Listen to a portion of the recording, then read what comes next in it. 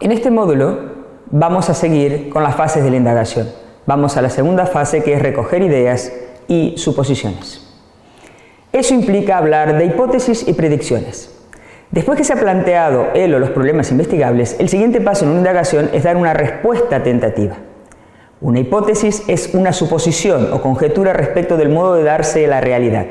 Son propuestas de solución a determinados problemas o preguntas de investigación. Y tenemos que saber definir y separar una hipótesis de una predicción.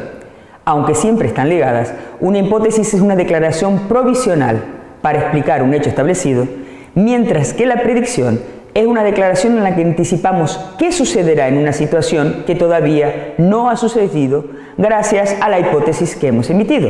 Por ejemplo, en el caso que tenemos abajo, decimos que la flotabilidad depende del material y no del peso. Esa es la hipótesis. ¿Cuál es la predicción? Pronosticamos que corchos de distintos pesos siempre flotarán, porque no dependen del peso, sino del material. Otra confusión común es la relación entre teoría e hipótesis. En ciencia diferenciamos entre teoría e hipótesis. Teoría es el conjunto de proposiciones constituido por conceptos definidos y relacionados entre sí y que se va conformando a través de diferentes niveles de desarrollo que parten de la descripción y que deben llegar al análisis y la explicación. Las hipótesis, por el contrario, son supuestos, conjeturas, proposiciones provisionales sobre la relación entre dos o más fenómenos y que son propuestas para buscar o para intentar establecer relaciones significativas entre dos o más eventos. Justamente las hipótesis pueden surgir o bien de la teoría o bien de otras hipótesis.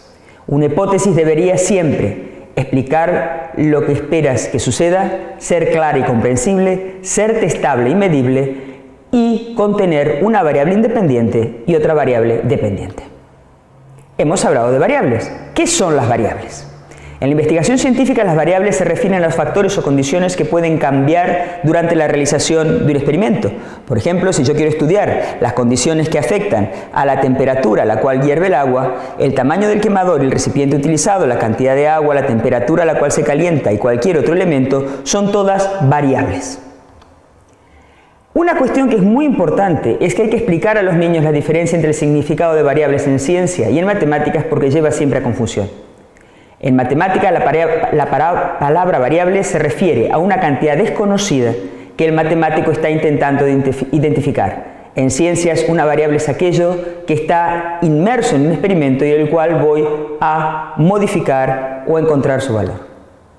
¿Qué tipos de variables tenemos? Básicamente tenemos tres tipos de variables: variables independiente, dependiente y de control, que cuando se trabaja con los niños se les pueden decir a las variables independientes los factores que cambian, a las variables dependientes los factores que quiero medir y a las variables de control los factores que intento que no cambien. Y con eso ya hemos definido qué son las variables independiente, dependiente y de control. Una variable independiente es la que escogemos para investigar y es la que el investigador modifica de manera controlada. En el ejemplo que está en la diapositiva vemos que es la cantidad de agua que estoy echando en una planta.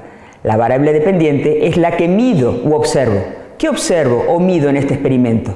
En el caso del ejemplo, lo que estamos midiendo es cuánto crece la planta, los centímetros que va aumentando.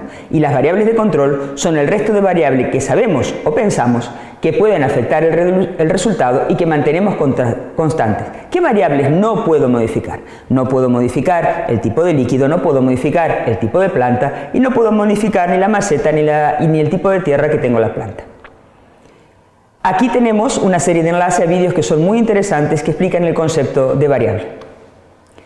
Vamos a comparar buenas y malas hipótesis, porque lo mismo que en los problemas, no es fácil producir buenas hipótesis y predicciones y los alumnos tienen que ser entrenados para ello. Vemos en la primera situación, los niños pueden decir que el helado se derrite más rápido que el hielo. ¿Esa es una buena o una mala hipótesis? Es una buena hipótesis, es de hecho una predicción, es testable y es medible.